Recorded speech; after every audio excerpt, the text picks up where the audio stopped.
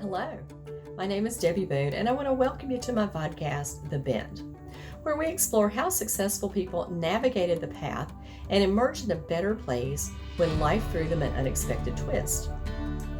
It's inspired by one of my favorite sayings: the bend in the road is not the end of the road unless you fail to make the curve. These conversations will hopefully help you and inspire you to embrace your personal bend and to flourish.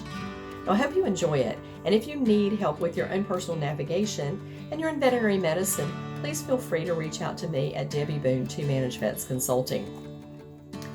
Enjoy the bend and be inspired by our wonderful guest. Welcome.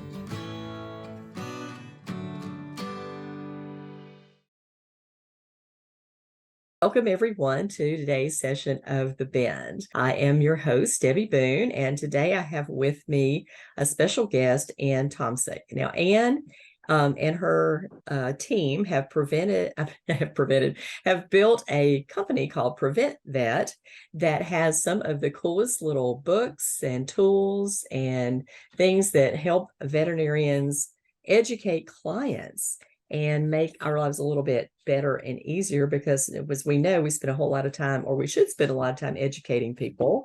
I used to tell my team their primary role was as a teacher, and medicine then came second. She is the co-founder and CEO of Preventive, but prior to that, and this is what I love, she was the president and chief storyteller of Strategic Storytellers, because, I'm a Southern girl and we love to tell a story. Then she also was a vice president of brand and communication for Trupanion. And so she's been in this veterinary space for more than a minute. So Anne, thanks for being on, and I appreciate your willingness to come and share a little bit of your story and how you're changing the profession for the better. Oh, well, thank you for having me. It's a pleasure. Yeah. So tell us a little bit about your origin story. How did you decide to get into veterinary medicine, or was that how you planned on your life going? It just ended up that way. Well, life takes different turns, as you know, and sometimes you find yourself in the place that you should be, even though you didn't plan to be there. So I got my degree in broadcasting and was far more interested in the business side of storytelling, and decided to go into corporate communications and video production and all those things that go along with telling stories and helping people understand very complex concepts. I was mostly specializing in financial services. So while not terribly sexy, it is an industry that impacts people's lives, and they feel very intimidated without having the financial knowledge, when they're speaking to somebody, whether it's a financial advisor or whomever. So I decided one day that I needed to tell a story that was my own, that was not paid for by a client. I had my own corporate communications agency called Strategic Storytellers, and I decided to produce a video story. I hate being on camera, by the way. Hate it. Well, thank you for this today then. So I, always do something that scares you every day. So I did, and I put myself on camera, and I told the story of how pet insurance, being a financial product, had helped our family. And we had 2 dogs at the time, and one was super healthy and one was not. And we lost our healthy dog first, and it was a big surprise. It was cancer, and we didn't know, and the tumor erupted, and Oh my goodness. she passed out. So told the story and sent it to Trupanion unsolicited, and said, this is going on my corporate website as a demo of what I do. I mean, I had many clients at the time, but I wanted to do a story that was mine. So I sent it to them, and within an hour, Daryl Rawlings, the CEO of Trupanion, called. And he said, okay, I've put down the tissues now. How come you know so much about our industry? And how do you know our brand so well? And I said, well, that's what I do for a living, is the rest of the story. It's too long to tell, but here I am in Seattle. I did join Trupanion for a stint to help them set their strategy for brand. And then I loved the Pacific Northwest. My husband and I fell in love with Seattle. And so we decided to shut down our company in Canada and start one in this industry. Awesome. Awesome. Well, I agree with you. I love Seattle. It's a little sad about how many homeless people there are now compared to just a few years ago when I traveled out. But hopefully, people are getting the help that they need, and the city is working on that. I know for sure. Tell us a little bit about, other than the fact that you are an animal person, how did Preventive Vet come to be? Well, when I was at Trupanion, I realized in seeing the claims that were coming through there, so much could have been prevented had the pet owner only known something very simple. Didn't need a medical degree to have prevented some of the suffering, both for the family and the animal. The financial stress, even though these people had insurance, there's still financial stress, and just the stress of their pet being in a compromised position. So talking to veterinarians that were working there and other veterinarians I met realized that there just wasn't enough preventive education out there. And this is 12, 13 years ago. So a lot has changed since then, and a lot of platforms have taken to providing this kind of information in sort of an ad hoc way. But it really needed to be focused on, and nobody was focusing on pushing information out to pet owners in a very strategic way that helped them prevent things that really are avoidable. No veterinarian wants to see something that could have been avoided. They will help you in any situation, but any vet I've spoken to has said, look, I don't want to see a UO case. I don't want to see GDV. I don't want to see those things, especially if they have progressed really far. So not only are we here to help create awareness of some of these things, but also create awareness of the early signs so that you can get into the veterinarian sooner than later. Yeah. Well, I think just some of the things that I can recall in practice when I was managing, we see these things all the time as a veterinarian, but the clients don't know what we know. So it kills me to see a dog riding in the back of a truck. And I just know that because I've seen them thrown from the back of a truck, road rash and degloving at best, and then death, at the worst when the car behind them runs over them, or they jump out to chase a deer or whatever it is. So those little cautionary tales, I think, are extremely valuable because people just don't think they'll do that. Often people assume that animals have the same sensibilities that humans do. I can always remember the lady whose dog came up pregnant, and she said, "Oh my gosh, but the only other house animal in the house is her brother. They would not have sex; they're siblings, but they're dogs, just dogs." So there's a lot of preventative education that needs to happen out there, more so than just flea, tick, heartworm, and stuff like that. So I love the fact too that you have behavior consultants, because as someone who is fear-free certified and sits on the fear-free advisory board, I do feel like a lot of behavior problems are exacerbated by pet owners without them knowing, and some of it has to do with loving their animals too much. So tell us a little bit about, you have 3 books that are out there, and they're like the 101 tips books. Tell us a little bit about the book. Yeah, so we have a book series. Like you said, we have 3 titles. They're the 101 Essential Tips series. We have a dog and cat health and safety, and then we have a dog behavior and training. And they're all preventive in nature. So the health and safety ones are obviously health and safety accident avoidance tips. And these are things that many of them do get discussed in the exam room, but given that there's 101, all these things aren't discussed, and you just don't have time. And some of it's very specific to a specific breed or lifestyle that family has. We talk about heat stroke, brachycephalic pets are certainly more at risk. So there are a lot of things that are in there that people just don't think about. I've been in this industry well over 12, 13 years now, and I've founded Preventive Vet almost 10 years ago, and I learned something every single day that blows my mind. There is something to learn all the time. Even the veterinarians on our team learn stuff from our behavior folks, or from us silly pet owners who don't have a medical degree and don't understand things. Sometimes, medical professionals, because they freaking smart, know so much and expect or think that we might know it because it's just second nature to them. Mm-hmm. But we don't. No, We no, don't. we don't. And it needs to be pushed out there. That's why these books were created, primarily for veterinarians to be the one dispensing it to their clients, because as human beings, we don't Google things in a preventive fashion. Everything, for the Yeah. most part, that's Googled online is reactionary. No, it's Yes. not proactive. Something has happened to my pet, and now I want to figure out what to do or why it's happening. Mm-hmm. And oftentimes it's too late because it's Mm-hmm. already happened. Yeah. So if we can push preventive education to the pet owner at the earliest stage, which is often their first relationship is with their veterinarian when they get a pet, that is the most valuable place to have that education dispensed. Yeah.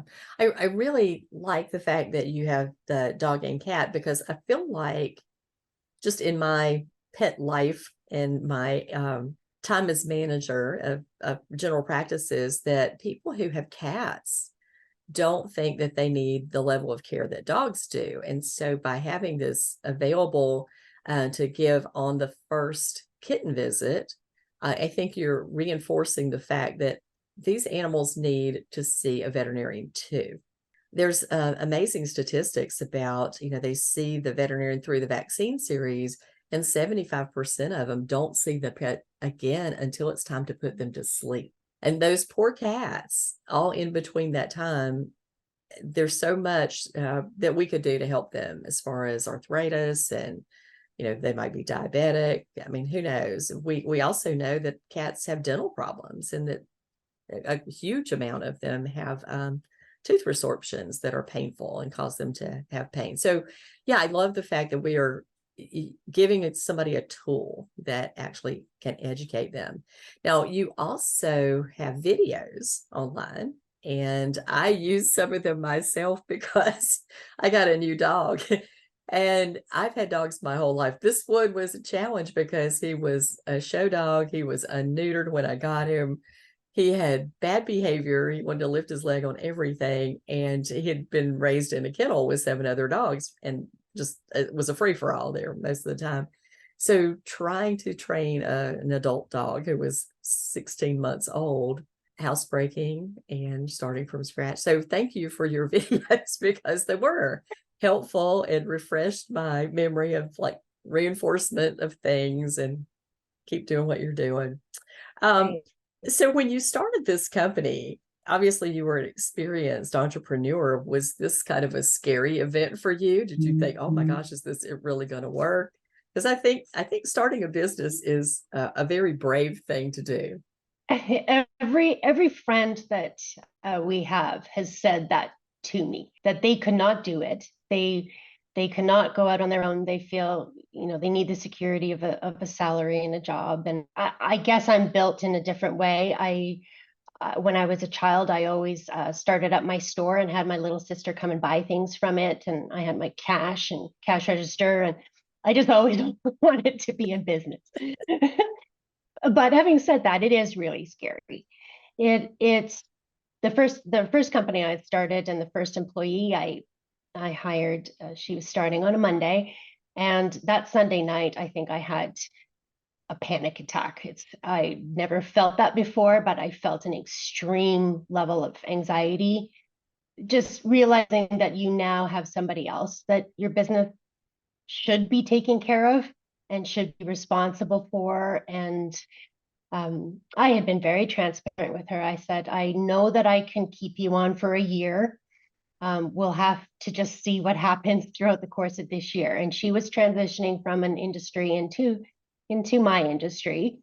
So this was kind of a career change for her, and she was very grateful for the opportunity to do that. So transparency is key, but it is. What do you consider to be your biggest career mistake, Anne? And what was your takeaway from that? My biggest career mistake I make every day. So obviously I haven't learned. But I think the biggest mistake is that I don't believe in myself enough. I was a very shy child, and my parents realized that and put me into drama class so that it would help me come out of my shell. And that helped. give me the tools at least to combat shyness. But I would often sit back and have great ideas sitting at a boardroom table with clients and the rest of my teammates when I worked for others. And I'd have these great ideas.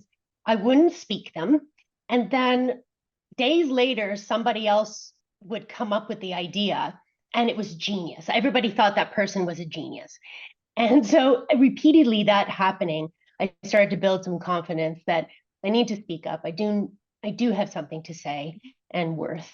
So, that was a very young Anne. I've grown since then, but even starting in this industry, I have to admit that I feared, because I didn't have a veterinary degree or a medical background, that I wouldn't be able to build something that was valid in this industry and helpful for veterinary professionals. And I'm glad I persevered, because I didn't do it alone, but I certainly bring elements to the industry and to our company that others with medical degrees don't have. And so you have to bring a whole team together. Success is not just done with one person, it's done with a whole team.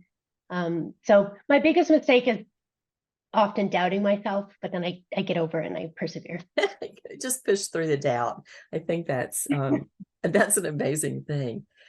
Now, when we think about Preventive Vet, how is this being utilized in practices? How can we kind of bend the profession for the good by utilizing this tool that you've built for us? Sure. Well, our books are in tactile form, so the physical book itself is purchased, and most often veterinarians are using it in client welcome packs for new clients, or as wellness plan perks or things like that. For a medical professional to read the book, I mean, many of them have said, "Hey, I even learned something reading this book." Many have said that. But a lot of it seems obvious. But I think they need to get over the fact that it's not obvious for us pet owning people, and they need truly to be the one dispensing it. I remember my veterinarian, when I got my first dog, she warned me about GDV. My dog was a barrel-chested dog, and to this day, I still, take precautions with my dog when it comes to GDV, because I still have barrel-chested dogs. And I remember her because of that, and I'm so grateful that she told me some of those tips at that time. Veterinarians can utilize these books in a welcome pack, or we have them in digital form. And so we provide tent signage that they can put, or posters in their practice, and it's a QR code. The client can download the book, access it right away. And with the digital form of our books, we have all kinds of other resources that are attached to each tip. So let's say with our behavior and training book, there are tons of videos, like you said, whether we've created them or others have created great content online. We watch those videos, our medical team and our behavior team, we vet them. We then share them with the tips. So if it's a tip about potty training or creating a safe space or noise aversion, we have so many other resources that go with each tip that people can read or watch and help them. So the books are very, very useful in tactile paperback form or in digital form. I think it's important for us. You've made a point that I've been making for many years. We should not judge our clients by our yardstick, because we have this knowledge and we do live in it all the time. And I find that even for me, who've been in vet med since 1985, there's a lot I don't know, and it changes rapidly too. So to have that veterinarian talk to me, and sometimes they talk to me in medicalese because they know that I know some things, but I don't know that many things. So I will actually say, you need to dial that down a little bit. But a lot of people won't do that because they don't want to feel foolish or ignorant. So these books are a great out for that. Like, you don't have to know everything, because there they are. These are all the things that you didn't even know to ask about for your pet. So I think that's a really wonderful tool. Obviously, storytelling has a lot to do with the books. So how do you feel like the storytelling in the books helps make the education stick? Well, we've actually had several pet owners comment on the stories themselves and say, and they've told us that it really helps put things into context. Because like you talked about the dog in the back of a truck, you could have had a dog, many dogs throughout your lifetime. You put them in the back of the truck and nothing ever happened. And we get told that all the time. Oh, this is ridiculous. I've had dogs all my life and that's never happened. Like chewing on bones. Oh, that's ridiculous. It's never going to chip a tooth or harm them. What are you talking about? It only takes that one time. It only takes that one pet that is different from a previous pet. Putting context around the tips and explaining that these tips are the most common reasons why pets are going to the vet or the emergency. These are very, very common things that happen day after day after day. One of the tips is about pet suffocation, and pets every single day in the US, mostly dogs, but some cats suffocate in chip bags. And people don't think about that. I mean, they have themselves or their teenagers or whomever leaving bags around on the coffee table, even in the trash bin, and the dog gets in there and it's just irresistible and they cannot that bag off their head, no matter how much that dog weighs. Right. So it's just making them realize that these things do happen, putting it into a storytelling concept. So the tip is there, and some of those tips have a story that sort of paint a picture. Yeah, I think that's funny that you chose that as an example, because when I throw my chip bags away, I take a knife and I split them before they go in the garbage, because it's true. I mean, again, going back so for many years, these were the things that you see. And we had a client once whose dog ate baker's cocoa. And of course, it died because of the bromine poisoning. And she was just baking stuff and knocked this off of the counter, and it decided to eat. I mean, it tastes terrible. I can't imagine, but that doesn't matter to a dog. No matter what it tastes, it eats.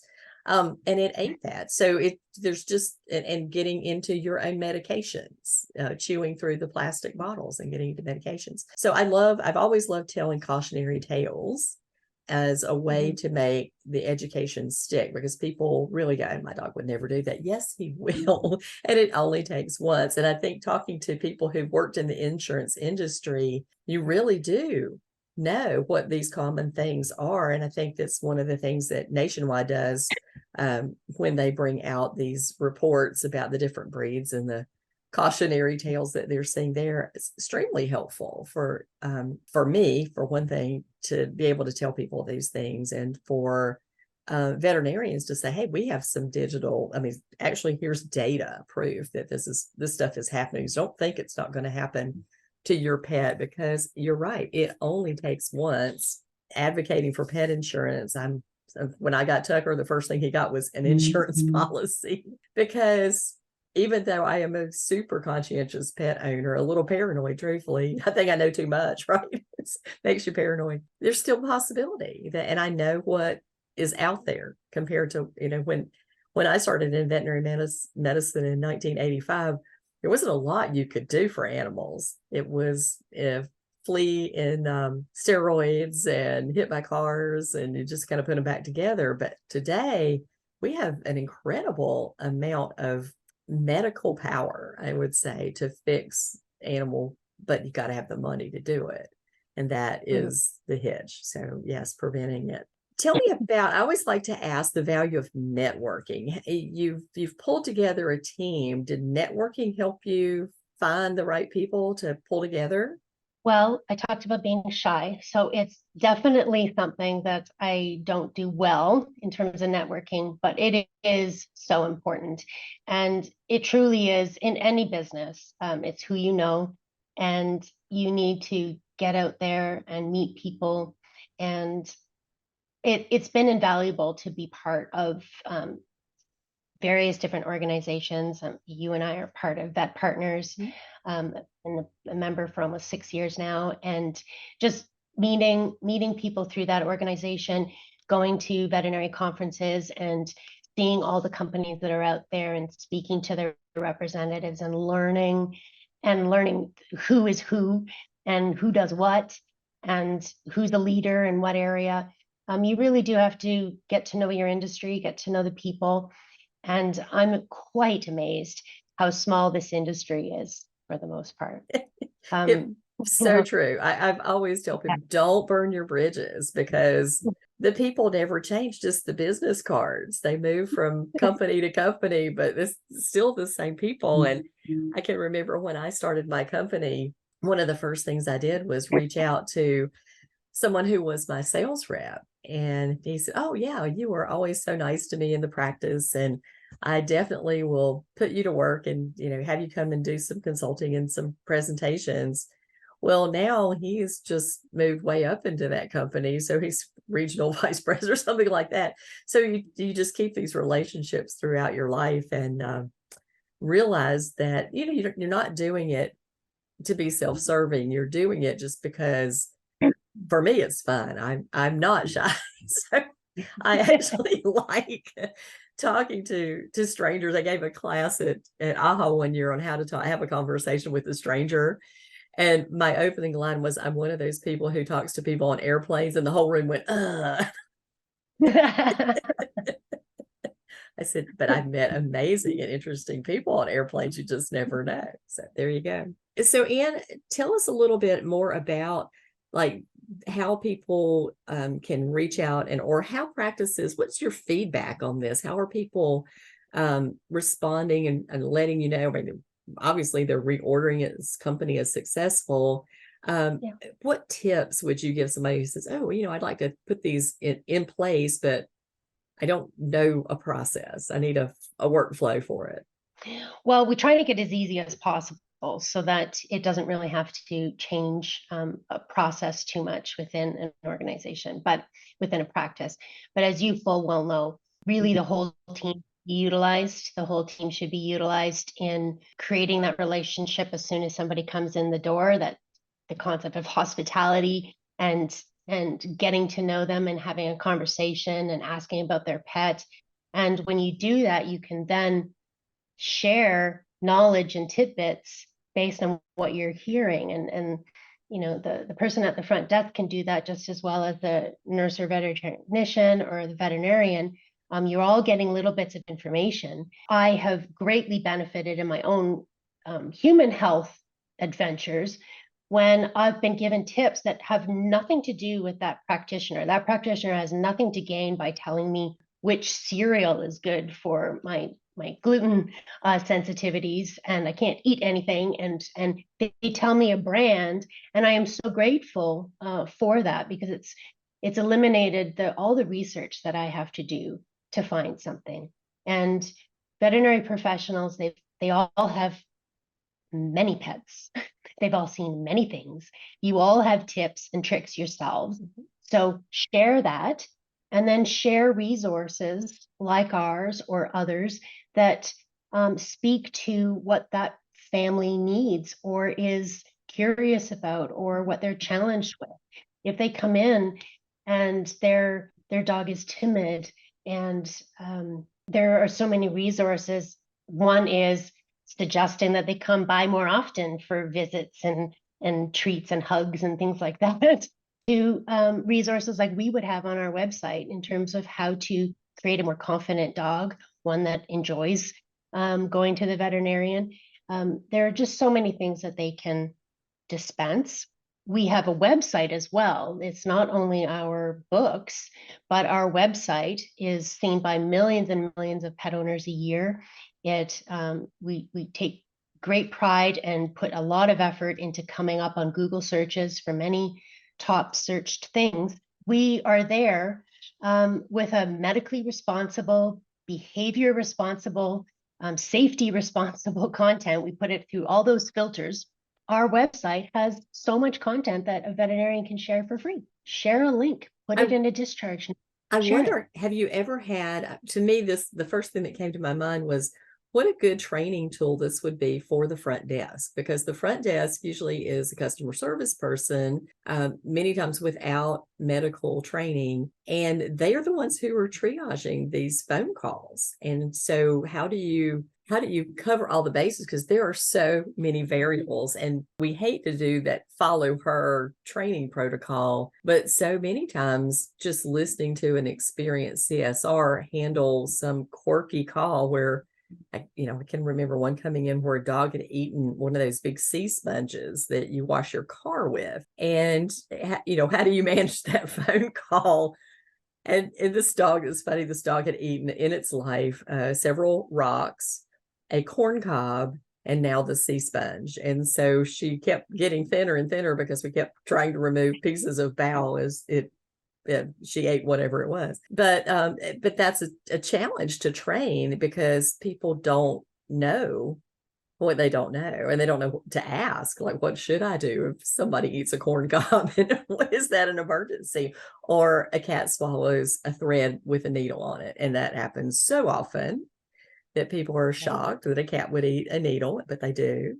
Yep. So I think this would be a really good training tool for people too, and your website too.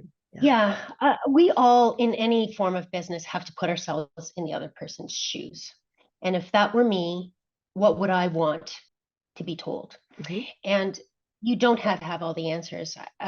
One of the things that I did early on in my career, which served me really well, was I was in a consultancy position. I was working in an agency. I had my own agency that I started afterwards.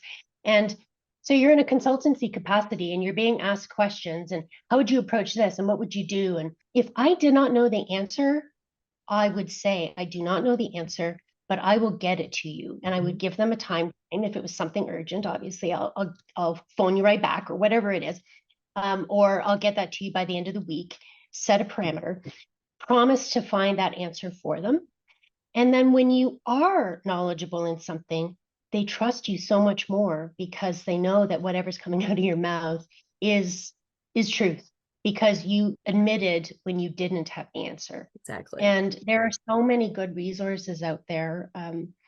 And practice really should have a list of the ones that they give to their team, mm-hmm. to either learn from themselves or share with their clients. And I hope that our resources are one of those. Yes. Well, it's an excellent website. Like I said, I could go down a rabbit hole on it. Let's put it that way. You just keep going from this to this to this. Oh, that's interesting. Oh, that's good. Yeah. So Anne, are you Canadian originally? Can you tell? Yes. About sometimes. About. Yes, I do. So how did you decide to move? I mean, was that, I think this is funny because I moved 5 years ago from North Carolina to South Carolina. I had no idea it would be such a nightmare of a challenge to get all the paperwork and the driver's license and so much going. So I can imagine moving from another country. Was it challenging for you to move? Yeah, it was. Luckily, we didn't have children, which I think makes it so much more complicated. So it is challenging. I mean, there's the work visas associated with it and all the legal stuff. And now operating a company in the US, being a Canadian, there's challenges with that and extra hurdles. It came down to deciding to do something, again, that scared us. We had never any intention of moving. We had 3 years prior renovated our house to be the house for our retirement. We had deep roots in Toronto. We had no reason to leave. But we were given an opportunity to come here, and we knew it was going to be for a short time. We decided to take it. And here it is, 13 years later, we're still here. So it was a good choice. Yeah. Well, I wanted to ask that because I feel like people are sometimes they get stuck in a position and they're so afraid to change that they spend their lives in misery working at a place that they don't like or living in a place they don't like because they're just scared to do anything else. So I feel like I love to have my guests tell the stories of like overcoming these challenges and just going for it, because that sometimes in life, that's just what you have to do, is just take a deep breath, step off the cliff and jump. And I think, for me, I certainly did it in the middle of the Great Recession, I started a business. And like, who in their right mind does that? But the truth of the matter is, veterinarians needed a lot of help because the recession was hitting us hard. And I had a lot of knowledge that I was willing to put out there into the world and I wanted to share. So I feel like if you can be brave, you can take risks, it may not always work out. You might have hated Seattle and moved right back to Toronto, but okay, then you would have. And so I appreciate that story. Just let me ask you this, because you have made a decision to make a big change. What advice would you give somebody when they were making that decision? Because some people just weigh the odds. Other people go, let's just do it. Impulsively jump into the water. What advice would you give people? Be open. When I was first offered to come to Seattle and join Troop Canyon, I said, heck no. Like, no, because I already had a very set, I had my company, I had my employees, I had a very set plan for myself, and I didn't see the reason to divert from that. So, but upon consideration and thinking about it, and many talks with my husband, and then coming out to visit Seattle, I had been here in business, but I had never been sort of exploring it with a different lens. We decided to be open about it and look at it as an adventure. And if it failed, meaning it wasn't the right decision, well, that's okay. It's an adventure. The way I like to look at things is don't run away from things, run towards things. And I had no reason to leave, where you were just talking about people who are living in misery and they're kind of stuck there. The feeling is that they need to run away from it, and you run towards something, even if it's run towards sitting alone for 6 months without a job because maybe you can afford to do so, and just contemplate. You're running towards yourself. You're run to something, and be open to it. If you're closed, it often won't work out, and then you'll regret the decision. I think when most people look at their lives and they see success, they forget that all the setbacks and all the challenges actually got them there. If those things hadn't happened, they might not be where they are. So embrace it, stay open. Yeah, I love that. I love that, run towards something, because that taking that time to contemplate. I see people who, the behaviors that got them into misery in the first place, because they didn't really take that time to step back and go, what were the decisions that got me into this? And let me think about not doing that again in the next place. Let me be a little more judicious about where I choose to go. And let me ask some better questions about where I go, and really take a little more time to delve into this next new thing, rather than just going, oh, let me go and jump into the car and and go and drive across the country to do that. So let me ask you this, because you told me that you took drama class. Do you have a secret talent? No. None whatsoever. I am the most untalented person there is. I can't sing. Well, okay, I dance. I love dancing. I did something rather unusual about me is I was in theater, and so I learned to project. I have a very mousy, soft voice, so I learned to project. In around 1999, I got the flu, and I was hospitalized. And then the subsequent year, my voice started to change. It started to be really difficult for me to push my voice out. And I kind of ignored it. I thought, okay, I'm asthmatic. So I thought, well, that's what it was. Flu virus killed my left vocal cord. And I didn't realize that. Had I done something in that first year, they probably could have repaired the nerves. But because I waited, the only thing left to do was to do a medial thyroplasty, which is putting a plastic block in the middle so that the left vocal cord can stay centered and then hit the right one when it vibrates. Because it was so limp on the side, it was really hard for my right vocal cord to hit it. I had to be awake during that surgery because I had to talk through it, and they had to make sure that I sounded the same going in and coming out. And so for me, my voice is something that I cherish. I think it's the reason why my husband proposed to me at the time because one vocal cord down, one to go.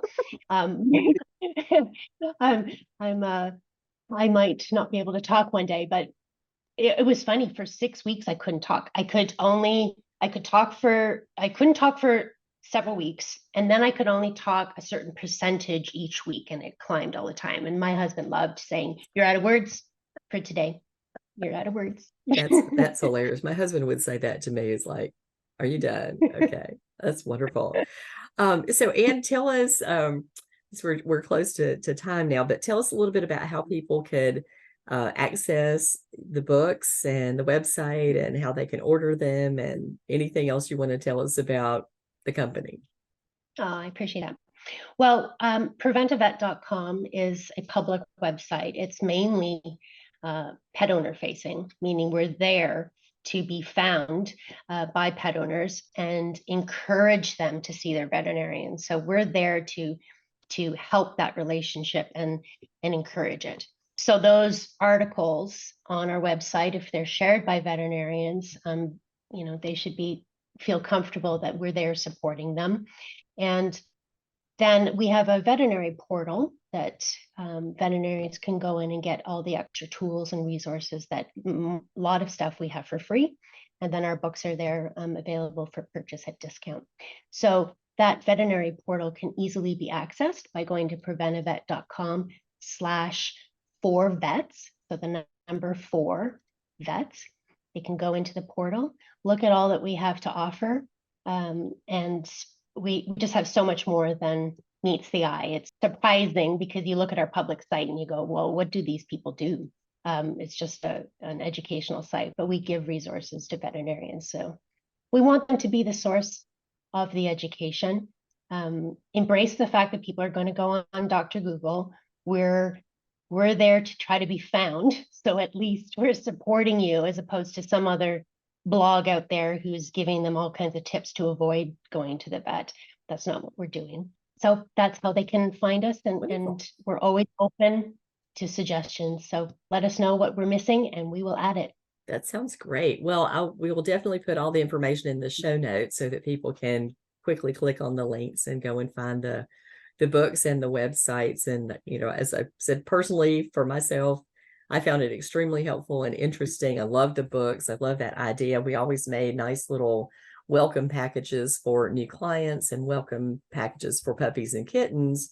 And sometimes you can put so much information in there, especially like little manufacturers' brochures, that it almost becomes overwhelming. So having one nice piece of information that goes in there that does a lot of good, and then putting your company's information in there and letting people know your hours and your doctor's bios and a little bit about the story of your practice. And then the patient's health record is always just a really nice package to put together. So I think this is a really good tool. And if I was managing a practice, you would be in my new client, packages. Okay. Thanks. Well, we have two new books coming out this year for senior pets. Oh, so excellent. For senior cats and senior dogs. So I think that's coming. Wonderful, because there's so many things that we can now do for senior animals, because people think, oh, they were just getting old and they can't do anything about it. But so much can be done for especially arthritic animals, and just, lifestyle changes, and adding little ramps and equipment that will help them be mobile again. So that they do live those last few years with a good quality of life up until it's time to not have it anymore. So I'm excited that that's coming out, and thank you guys for doing that. That's wonderful. Yeah, our pleasure. All right. Well, thank you everyone for joining us today for today's episodes of The Ben. And again, thanks for Anne and spending time with us, and we'll get all that information. Again, I'm Debbie Boone. I am your host here for this episode of The Bend, and we look forward to speaking to you sometime, maybe at AVMA or a conference in the future, and hopefully sharing our new book. My new book was just called Hospitality and Healthcare, and getting that out there, and so we can help veterinarians and their clients have a better experience in the practice. So thanks again, Anne.